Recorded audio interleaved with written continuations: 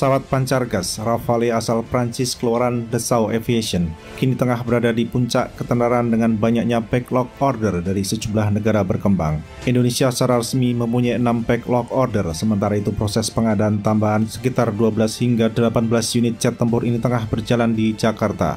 Kementerian Pertahanan Indonesia pun pada tahun 2023 masih menunggu persetujuan anggaran tambahan senilai 4,1 miliar US dollar untuk wahana terbang yang memakai engine karya anak bangsa Prancis ini. Apabila pada tahun 2023 atau tahun ini Menteri Keuangan kembali menerbitkan penetapan sumber pembiayaan atau PSP untuk Rafale, maka pada tahun 2030-an Jakarta akan memiliki 42 Rafale di arsenalnya.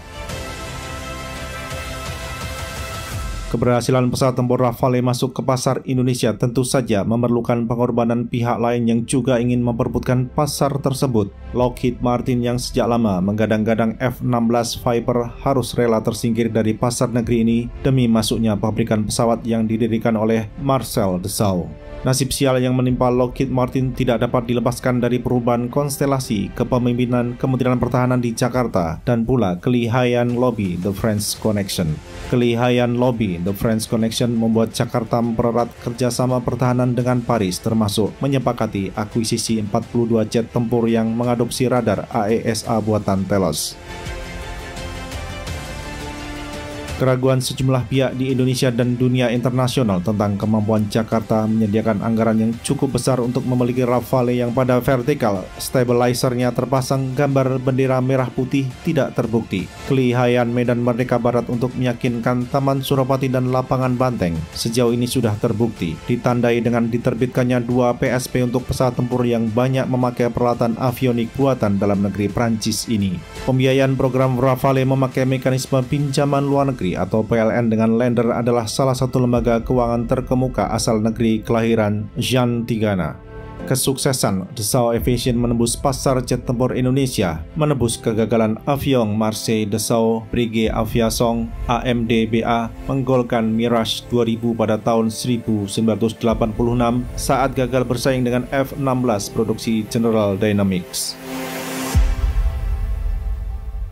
Keputusan Kementerian Pertahanan membeli Rafale adalah sebuah keputusan yang tepat karena keandalan pesawat pancargas itu sudah tidak perlu diragukan lagi. Dari sisi pengalaman operasional, pesawat tempur yang mengadopsi sayap Delta ini sudah combat proven di sejumlah wilayah konflik. Dari segi teknologi, wahana terbang yang dilengkapi dengan 14 Tor Station ini telah memakai beragam teknologi terbaru dalam dunia penerbangan militer. Sedangkan dari segi sustainment, biaya operasional Rafale tidak jauh berbeda dengan pesawat generasi 4,5 lainnya buatan barat. Akuisisi Rafale berpotensi untuk kembali memperkuat deterrence kekuatan udara Indonesia karena selama ini deterrence yang tercipta belum sampai pada tingkat yang diharapkan. Eksistensi armada Sukhoi Su-27 dan Su-30 dihadapkan pada beragam kendala akibat perilaku internasional Rusia yang tidak beradab. Selain besarnya biaya operasional yang diperlukan untuk mengoperasikan dan memelihara pesawat pancargas yang dirancang di era Uni Soviet itu. Walaupun Indonesia memiliki 33 F-16A, B, C, D, tetapi hanya sedikit dari jet tempur itu yang mempunyai kemampuan optimal seperti Beyond Visual Range atau BVR. Semua armada pesawat tempur yang mengadopsi mesin pancargas buatan Pratt & Whitney itu harus dimodernisasi lagi menjadi setara Viper agar kapabilitasnya optimal, termasuk pemakaian radar AESA. Di tengah berjalannya program akuisisi Rafale, perlu diperhatikan pula tentang pembelian jet tempur yang menggunakan internal front sector optronics tersebut. Merupakan praktek yang dianggap normal dalam pengadaan pesawat tempur di Indonesia, bahwa pembelian unit terpisah dengan akuisisi senjata sebagaimana dicerminkan dalam anggaran pengadaan. Pengadaan unit pesawat tempur selalu satu paket dengan dukungan logistik, sehingga burung besi itu mempunyai suku cadang minimal 2 tahun ke depan terhitung sejak diserahkan ke pembeli. Adapun paket pengadaan senjata dalam praktek selama ini selalu terpisah dari pengadaan unit pesawat tempur. Sampai sekarang belum ada informasi kredibel mengenai pengadaan senjata untuk jet tempur yang mampu melaksanakan body refueling ini. Apabila mengacu ke PSP, pengadaan yang sekarang tengah berjalan adalah akuisisi unit pesawat dan dukungan logistiknya. Dengan demikian, dapat dibangun hipotesis bahwa paket senjata belum tercakup dalam kegiatan itu. Tentu saja bukan hal yang mengembirakan kalau hipotesis itu nanti terbukti benar. Namun tidak akan menjadi hal yang menyedihkan jika hipotesis tersebut tidak benar.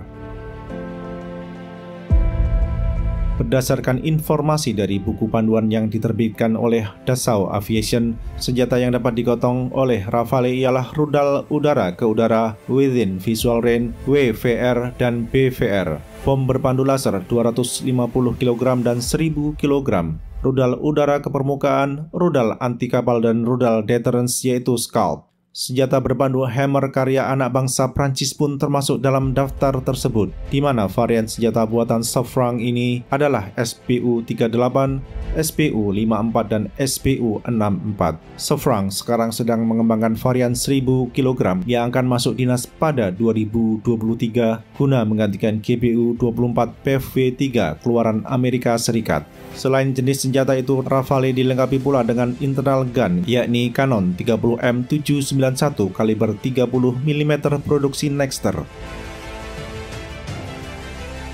Terkait dengan paket senjata Rafale, Kementerian Perencanaan Pembangunan Nasional atau Bappenas telah mencantumkan rencana pengadaannya dalam rencana nasional. Adapun tipe rudal yang disepakati adalah rudal udara ke udara dengan nominal US dollar yang tidak terlalu besar, sedangkan aspirasi untuk melakukan akuisisi rudal udara ke permukaan belum dikabulkan. Boleh jadi karena pertimbangan finansial.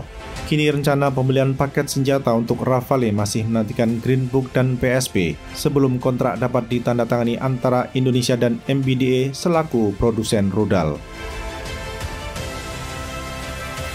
Menjadi pertanyaan, rudal udara ke udara jenis apa yang akan mengisi pilon Rafale? Dengan nominal anggaran yang tidak terlalu besar, diduga kuat Indonesia akan membeli rudal udara ke udara jarak sedang Mika RF dan rudal udara ke udara jarak dekat Mika IR. Lalu bagaimana dengan rudal Meteor? Boleh jadi rudal ini akan dibeli di masa yang akan datang, sebab kebutuhan rudal Mika RF dan Mika IR cukup besar apabila dikaitkan dengan jumlah unit Rafale yang akan dibawa pulang oleh Indonesia. Nampaknya akan menjadi tanggung jawab pemerintahan baru hasil pemilu hari Valentine 2024 untuk melengkapi Rafale dengan lebih banyak rudal, termasuk rudal Meteor, rudal AIM-39 Exocet, dan pula Hammer kalau Jakarta berminat pada tawaran Safran.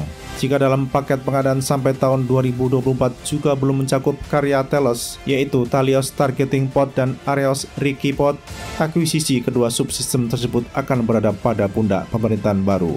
MBDA dipastikan akan menjadi pihak tunggal yang diuntungkan dengan pembelian senjata untuk Rafale. Namun Safran pun akan diuntungkan juga kalau Jakarta memutuskan mengakuisisi Hammer. Nah, sobat semua, berikan pendapat Anda di kolom komentar.